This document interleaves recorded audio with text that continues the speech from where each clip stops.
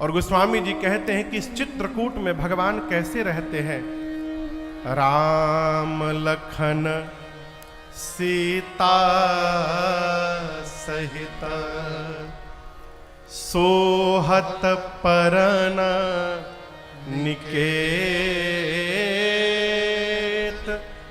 जिमि बासव बस अमरपुर, सची जयंत समेत।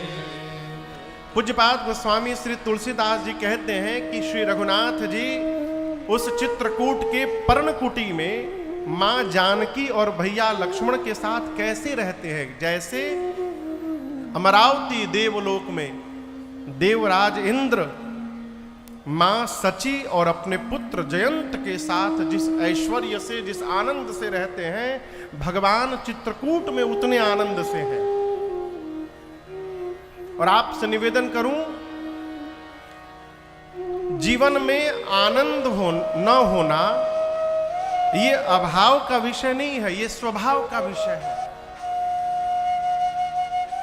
जिसका रोने का यदि स्वभाव बन गया वो ऐश्वर्य में भी रोता दिखाई पड़ेगा, और जिसका आनंद में रहने का स्वभाव बन गया वो अभाव में भी आनंद पूर्वक जीता रहता है। ये स्वभाव जन्य है। इसलिए रोने का स्वभाव समाप्त करिए। आप कहोगे महाराज अभाव में आनंद कैसे रहेगा? रहेगा, यही तो बात है। देखिए, सब कुछ होने के बाद आनंद है तो कौन आनंद है? आनंद तो तब है माई बाप जब जीवन में कुछ ना हो, उसके बाद भी परमानंद बना रहे जीवन में। ये वास्तविक आनंद है। ये आनंद कब आएगा? जब हम ये देखने का प्रयास करेंगे जीवन में कि भगवान ने हमको क्षमता से अधिक प्रदान कर दिया है, आनंद आएगा। आनंद में रहना है तो दर्शन करिए। भगवान ने आपको मिथिला जैसी धरती पर जन्म दिया है, कितना सौभाग्य का विषय है। इस सौभाग्य का दर्शन करिएगा, जीवन में आनंद आएगा। कल्पना करिए यदि भारत के बाहर जन्म मिला होता तो,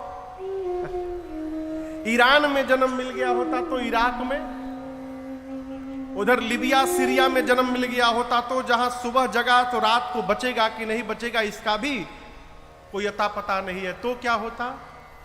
जिस धरती पर हमारी किशोरी जी ने जन्म लिया उस धरती पर आपको जन्म प्राप्त हुआ है। ये कितना बड़ा सौभाग्य है। आनंद मनाइए। हमारे महाराज श्री हमसे बार बार कहते हैं, राजन जीवन में बेटा यदि आनंद पूर्वक रहना चाहते हो तो इस बात की सूची कभी मत बनाना कि क्या क्या नहीं मिला है। आनंद पूर्वक रहना चाहते हो तो जीवन में केवल इसकी सूची बनाना कि भगवान ने तुमको क्या क्या प्रदान कर दिया है। हमेशा आनंद बना रहेगा। प्रभु वन में भी एकदम आनंद पूर्वक है। पूज्यपाद गोस्वामी तुलसीदास जी कथा को लेकर के अब श्रीधाम अयोध्या की ओर बढ़े हैं। श्री सुमंत जी अवध पहुंचे। जाकर मां कौशल्या के कक्ष में चक्रवर्ती जी को देखते हैं। गोस्वामी जी कहते हैं चक्रवर्ती जी ऐसे दिखाई पड़ते हैं जैसे मानो किसी ने चंद्रमा से उसके अमृत को निचोड़ करके और आकाश से उतार कर धरा पर रख दिया। केश बिखरे हैं, वस्त्र मलिन हो चुके हैं, धरा पर मूर्छित अवस्था में पड़े हैं।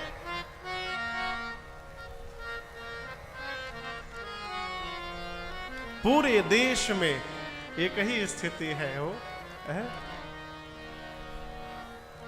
सुमंत जी पहुंचे। जा करके श्री चरणों में दंडवत करके कहते, हे जय जीव, आपका सुमंत आपको प्रणाम करता है।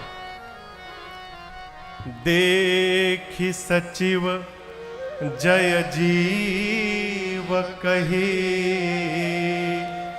कीन्हेऊ दंड प्रणाम। सुनत उठेऊ व्याकुल नृपते कहु सुमंत्र कहाँ राम। जैसे सुमंत जी ने कहा, हे जय जीव, कान में ये शब्द गूंजते मानो चक्रवर्ती जी के मृतक शरीर में प्राण वापस आ गया हो, मूर्छा से तुरंत उठ बैठे और बोले, सुमंत राम कहाँ है? राम को लेकर आए हो ना? सुमंत जी मौन है, कुछ नहीं बोले। महाराज बोले, राम कुशल कहो सखा सने, राम कुशल कहो सखा सने, कहाँ रघुनाथ लखन बैदे, कहाँ रघुनाथ लखन बैदे, आने फेरी की बनही सिधाए, आने फेरी की बनही सिधाए, सुनत सचिव लोचन जल छाए, सुनत सचिव लोचन जल छाए, सुनत सचिव लोचन जल छाए, सुनत सचिव लोचन जल छाए। चक्रवर्ती जी ने कहा, सुमंत मेरे राम कुशल है ना? मैंने कहा था लेकर के आने के लिए, दिखाई नहीं दे रहे हैं। लौटा करके लाए हो कि वन में ही छोड़ के चले आए हो? सुमंत जी कुछ बोले नहीं। जब सुमंत जी कुछ नहीं बोले तो महाराज बोले, सुमंत मौन तोड़ो, आप बोलने में विलंब कर रहे हैं, कहीं मेरा प्राण निकल नहीं जाए। यदि आप मुझे जीवित देखना चाहते हो तो जहां राम है वहां मुझे पहुंचाइए। सुमंत जी ने कहा, महाराज आप ज्ञानी है, धर्म धुरंधर है, राम को आपके अलावा दूसरा कौन जानता है? पहले दिन तमसा के तट पर वास हुआ, दूसरे दिन श्रृंगवेरपुर में गंगा जी के तट पर वास हुआ, और तीसरे दिन प्रातःकाल मुझको विदा करके राम गंगा पार करके मेरी आंखों से ओझल हो गए। कहे, सुमंत जी पिताजी के चरणों में मेरा प्रणाम करके कहिएगा राम की चिंता न करें, 14 वर्ष बाद राम स्वयं आकर उनको प्रणाम करेगा। जैसे महाराज ये वाक्य सुने, गोस्वामी जी कहते महाराज के प्राण कंठ में आके फंस गए। प्राण कंठगत भयउ भुआलो, कंठ के नीचे के शरीर के अंग शिथिल हो गए। मां कौशल्या देखी तो व्याकुल हो गई। मां ने श्री चरणों को पकड़कर कहा, महाराज धीरज रखिए प्रभु, यदि आप धैर्य रखेंगे तो मैं कहती हूं 14 वर्ष बाद राम स्वयं आकर आपको प्रणाम करेंगे। महाराज ने पहली बार एक बात कही, कौशल्या आज मुझे धीरज नहीं, आज मुझे उन अंधे माता पिता के श्राप की सुधि आ रही है। तापस अंध श्राप सुधि आए, कौशल्य ही सब कथा सुनाई। महाराज ने सब बताया। उस अंधे माता पिता ने, श्रवण कुमार के माता पिता ने मरते समय मुझे शाप देते हुए कहा, कि दशरथ, जिस प्रकार पुत्र के वियोग में आज हम मर रहे हैं, एक दिन अपने पुत्र के वियोग में तुम भी मरोगे। हे लक्ष्मण, आपको देखे बिना मैंने बहुत जी लिया। हे जानकी, हे राघव, आपको देखे बिना मैंने बहुत जी लिया। आपसे निवेदन करूं, भगवान के बन जाने के बाद श्री अवध में वो 6वीं रात्रि थी। कौन सी रात्रि थी? 6वीं। चक्रवर्ती जी सोचे कि 6वीं रात्रि आ गई, राम को गए और अब तक मेरा प्राण नहीं गया। मानो चक्रवर्ती जी प्रायश्चित करने लगे। यहां पर मरने से पहले महाराज ने 6 बार मुख से राम राम कही, राम कही, राम राम कही, राम तन परिहरि रघुबर बिरह, राम गयऊ सुरधा। 6 बार महाराज ने मुख से राम राम राम राम राम राम कहा और 6 बार राम कहने के बाद बालकांड में वंदना क्रम में गोस्वामी जी कहते हैं, बंदौ अवध भुआल सत्य प्रेम जेहि राम पद, बिछुरत दीन दयाल प्रिय तन तृण इव परिहरे। तृण यानी तिनका। इका बज रहा है वो खटखट, कहां हो रहा है?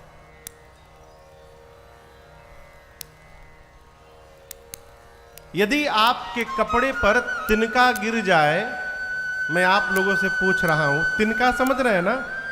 तृण। यदि यहां कुर्ते पर कोई तृण गिर जाए तो आप क्षण मात्र भी विचार करेंगे कि इसको हटाएं कि न हटाएं? कहिए, विचार करेंगे? तिनका दिखाई पड़ते तुरंत आप हाथ से हटाएंगे। जैसे मनुष्य तिनके का त्याग करता है, उसी प्रकार रघुनाथ जी के विरह में श्री चक्रवर्ती जी ने अपने प्राण का त्याग कर दिया हो। 6 बार राम राम राम राम राम राम कहकर। और गोस्वामी तुलसीदास जी कहते हैं यहां पर, जियना मरना फल दशरथ पावा, जियना मरना फल दशरथ पावा, अंड अनेका अमल जस छावा, अंड अनेका अमल जस छावा, जियत राम विधु, जियत राम विधु बदन निहारा, राम विरह करि मरन समारा, राम विरह करि मरन समारा, राम विरह करि मरन समारा, राम विरह करि मरन समारा। पूज्यपाद गोस्वामी श्री तुलसीदास जी कहते हैं कि चक्रवर्ती जी महाराज ने अपने जीने का भी फल प्राप्त किया और जगत से जाने का भी फल प्राप्त किया। कैसे? जब तक जीवित रहे श्री रघुनाथ जी को देखते देखते जीवित रहे, और जब जगत से गए तो रघुनाथ जी को याद करते करते चले गए। यही जीवन का, जीने का और मरने का फल है। मरते समय भगवान का नाम निकल जाए हो, लोग कहते हैं इसमें क्या है, मरने के समय ले लेंगे। इतना सरल थोड़ी है। हमारे महाराज श्री कहते बाबू, जो बचपन से नहीं लेगा उसका 55 के बाद निकलने वाला नहीं है। 55 के बाद भी वही ले पाएगा जो बचपन से ले रहा है। इसीलिए लत बनाइए राम कहने की, बहुत कठिन है। बाली ने तो कहा कि जन्म जन्म मुनि जतन कराही, अंतराम कही आवत नाही। जन्म जन्मांतर मुनि लोग यत्न करते हैं कि अंत समय में राम निकल जाए, लेकिन बड़ा कठिन है। इसका दूसरा भाव भी महापुरुष कहते हैं कि जन्म जन्म मुनि जतन कराही। जन्म जन्मांतर मुनि यत्न करते हैं और अंत राम कही, और जब अंत में राम कह देते हैं तो दोबारा धरती पर आवत नाही। एक बार भगवान का नाम निकल गया, प्राण निकलते समय आवागमन से मुक्ति। घर के बच्चों का नाम भगवान के नाम पे रखिए। डबलू बबलू, भाई केहू को ही तो क्षमा करेगा, किसी का नाम यदि होगा तो हम कान पकड़ रहे। पिंटू इनाम रखला से उद्धार नहीं होगा। भगवान का नाम रखिए। क्यों? मरते समय भगवान की याद न आवे, बच्चे की तो याद आवे करेगी हो।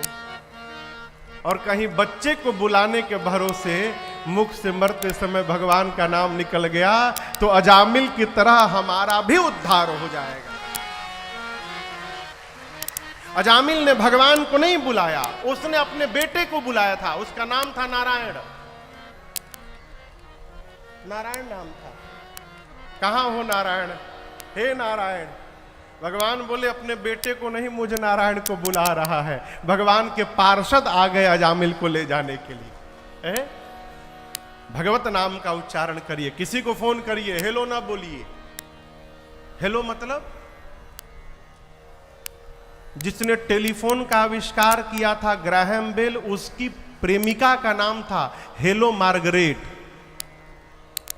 सरकार, जिसने टेलीफोन बनाया उसकी प्रेमिका का नाम था हेलो मार्गरेट।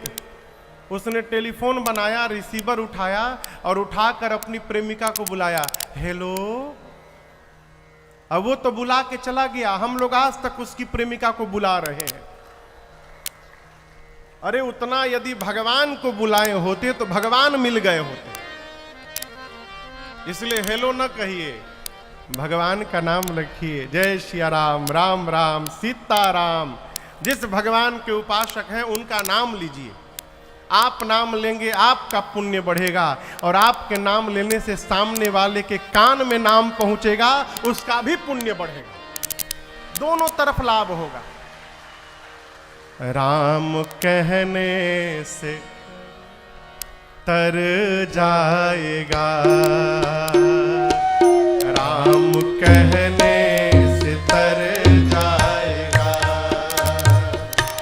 राम कहने से तर जाएगा, राम कहने से तर जाएगा, पार भव से उतर जाएगा, पार भव से उतर जाएगा, राम कहने से तर जाएगा, राम कहने से तर जाएगा।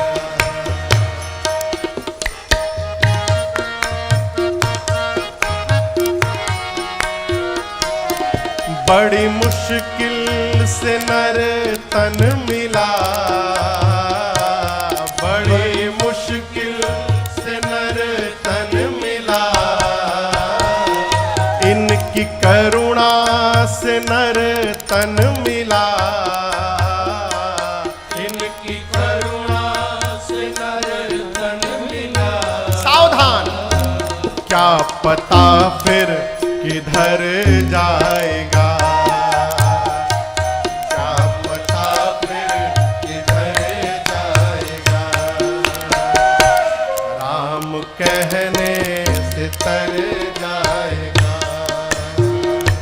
राम कहने से तर जाएगा।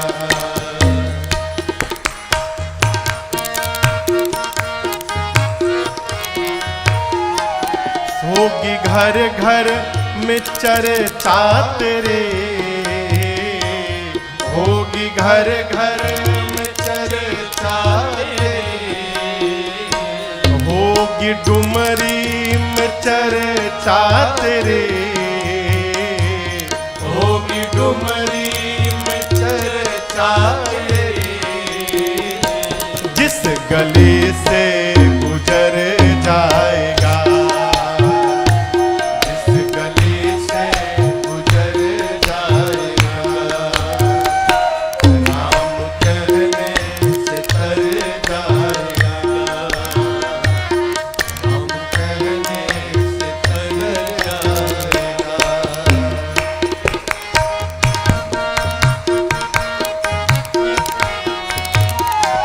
इनके आगे तू झोली फैला,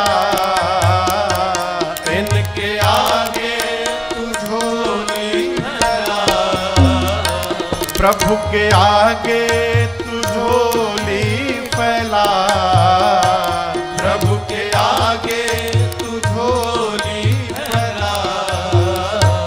दाता झोली को भर जाएगा,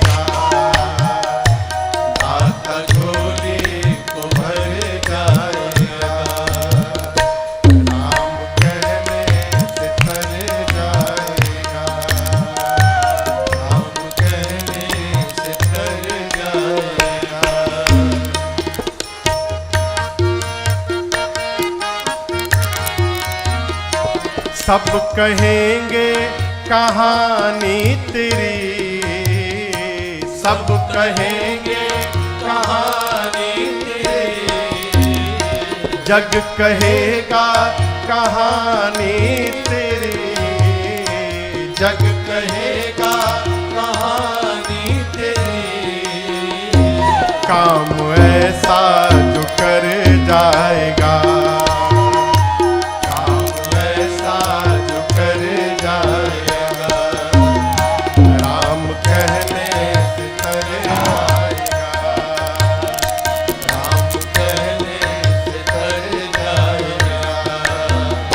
सीताराम सीताराम सीताराम, सीताराम सीताराम सीताराम, सीताराम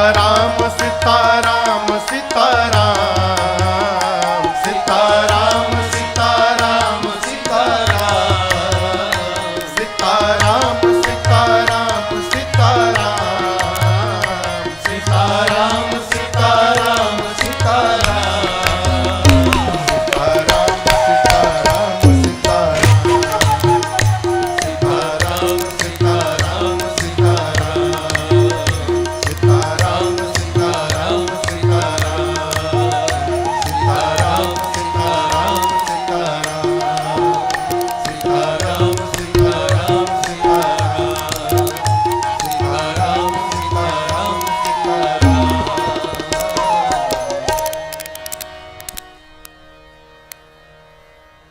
राम कहने से तर जाएगा,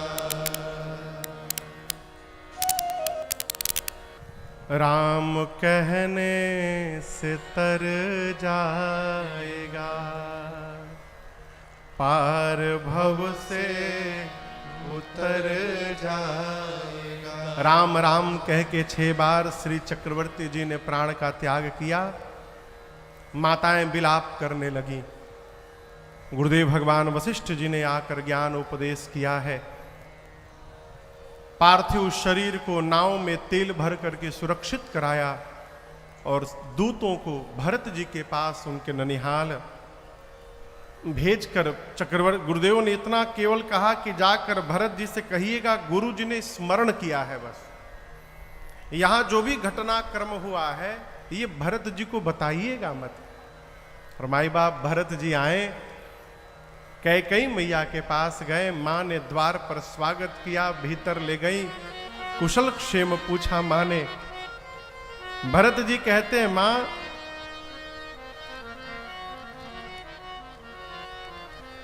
ननिहाल में तो सब कुशल है, लेकिन मैं आज आपसे एक प्रश्न पूछना चाहता हूं मां।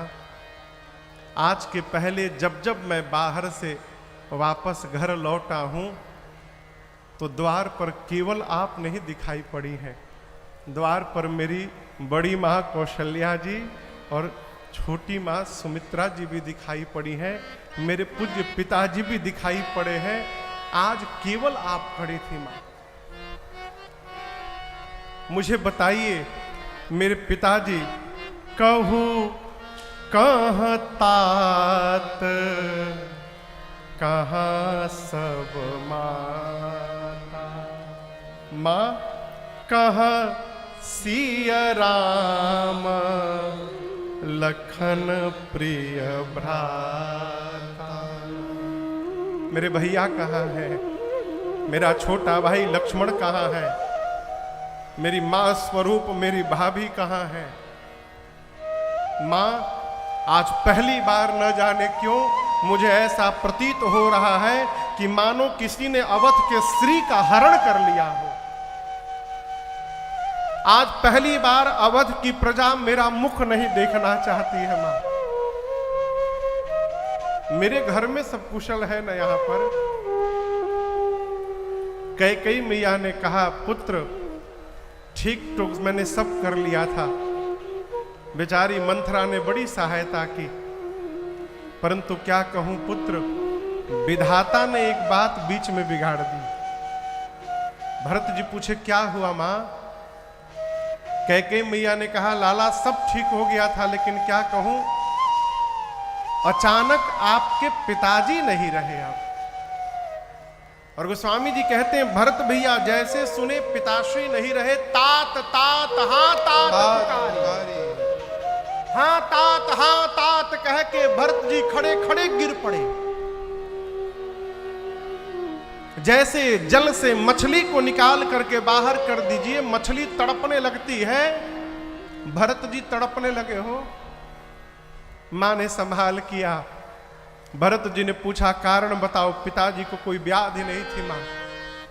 और यहां दर्शन करिए, मां कैकेयी ने कुछ छिपाव नहीं किया। मां ने भरत जी से सब बताया, जैसे जैसे जो आदि हुते सब आपनी करनी, मां ने सब सुनाया। और भरत जी जैसे सुने कि मेरे भैया भाभी और छोटे भैया लक्ष्मण ये तीनों वन में चले गए और उनके जाने के वियोग में पिताजी चले गए, ये बात सुनते भरत जी राम महाराज की मृत्यु भूल गए। गोस्वामी जी स्पष्ट लिखते हैं भरत ही बिसरऊ पितु मरना, सुनत राम बन हे तू अपन पौ जान जिया, थकित रहे। सामान्य सिद्धांत कहता है जीवन में जब बड़ा कष्ट आता है ना तो उसके आगे छोटा कष्ट भूल जाता है। अब तक तो भरत जी रो रहे थे पिताजी नहीं रहे, जब सुने कि भैया वन में चले गए तो भरत जी पिताजी की मृत्यु भूल गए। और मन ही मन मां कैकेयी से कहते हैं कैकेयी आप कह रही हैं कि भैया के वियोग में पिताश्री चले गए, ये सत्य बिल्कुल नहीं है। पिताजी भैया के वियोग में नहीं गए, पिताजी जानबूझकर प्राण त्याग किए होंगे। क्यों? वो जानते थे यदि जीवित रहेंगे तो इस पापी भरत का मुख देखना पड़ेगा, इस पापी का मुख न देखना पड़े, इसलिए मेरे आने के पहले ही पिताजी चले गए। न तुम अपराधी हो न मंत्र अपराधी है, कोई अपराधी है तो ये पापी भरत है। मोर जन्म रघुबर बनला। भरत जी कहते हैं कि मेरा जन्म ही भैया को वन भेजने के लिए हुआ है। यहां पर भरत जी ने मां कैकेयी को बहुत कुछ सुनाया, बहुत कुछ सुनाया। क्या सुनाया भरत जी जाने। पाठ में भले पढ़ ली